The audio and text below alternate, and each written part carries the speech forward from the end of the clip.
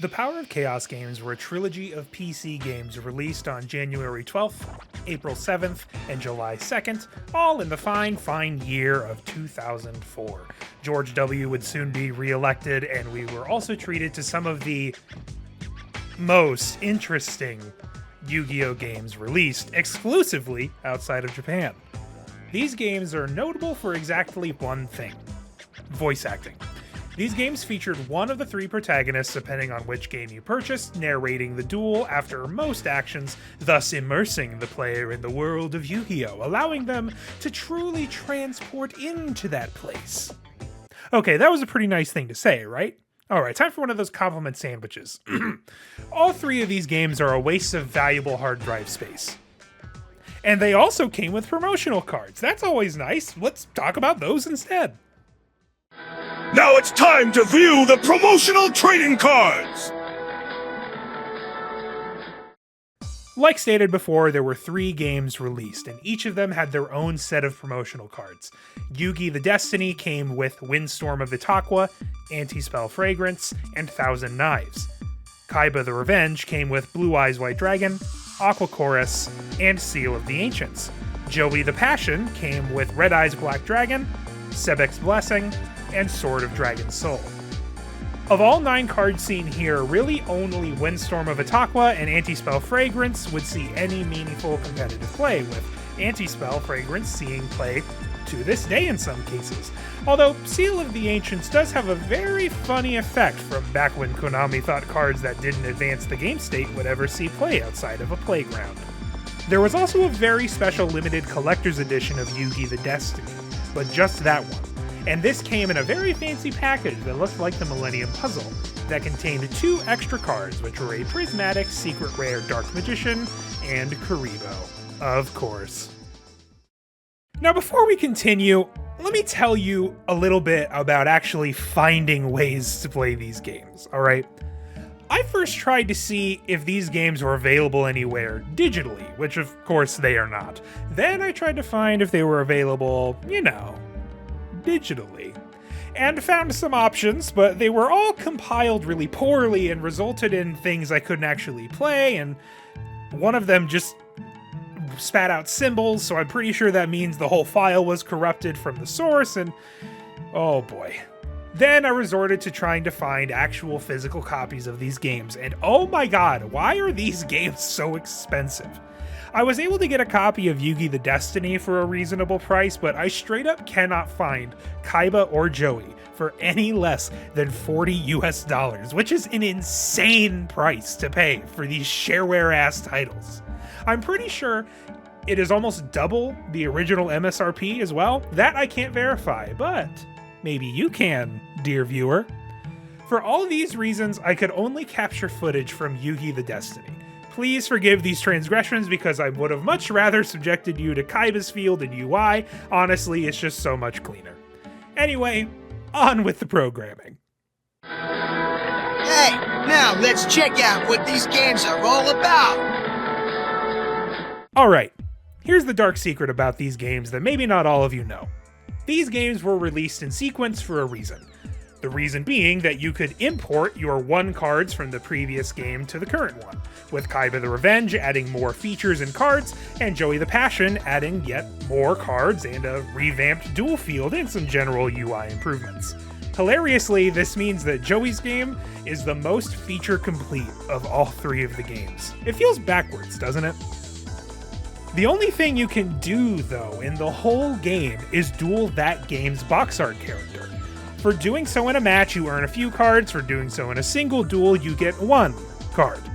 And it's totally possible to get duplicates. Endless duplicates. Meaning you're pretty unlikely to get any one particular card you may be looking for. And on that dupes bit, only Joey the Passion has a system for re-rolling cards, but only if you get only commons. And you can't do it if you get a card that's of a higher rarity. Just truly unhinged.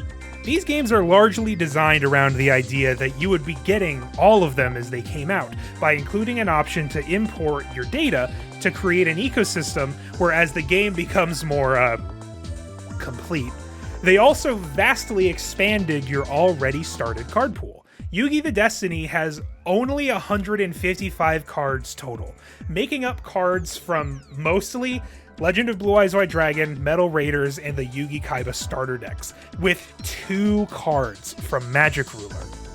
This makes it one of the least populated card pools in the entire video game franchise, at any point.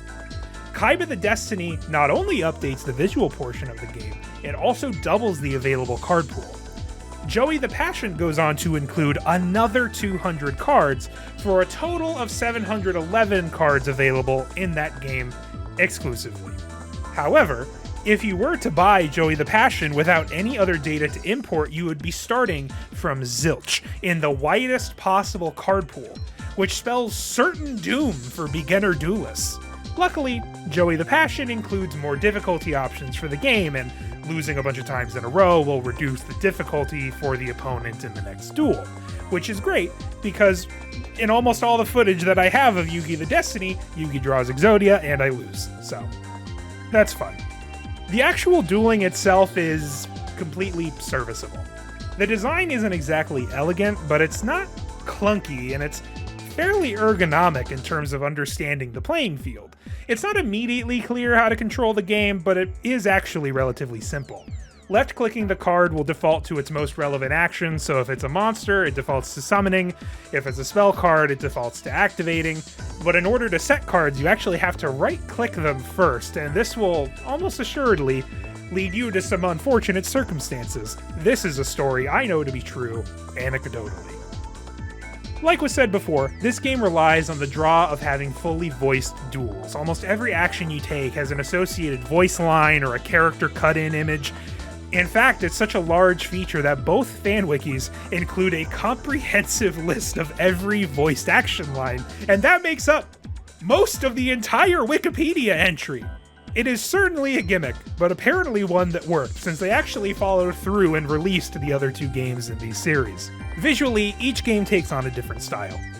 Yugi's game is focused heavily on Egyptian imagery, which reads as extra strange because it is done without the story's contextual vibe for Egypt, so it's just like pictures of hieroglyphics you would find in real life. It's got some real edutainment game vibes. Kaiba's is a little bit more straightforward, opting for a far more corporate, clean Apple feel. It's certainly more lifeless, but it feels more like Yu-Gi-Oh! Than the Egyptology-ass background offered in the previous one. Joey's game is described as urban.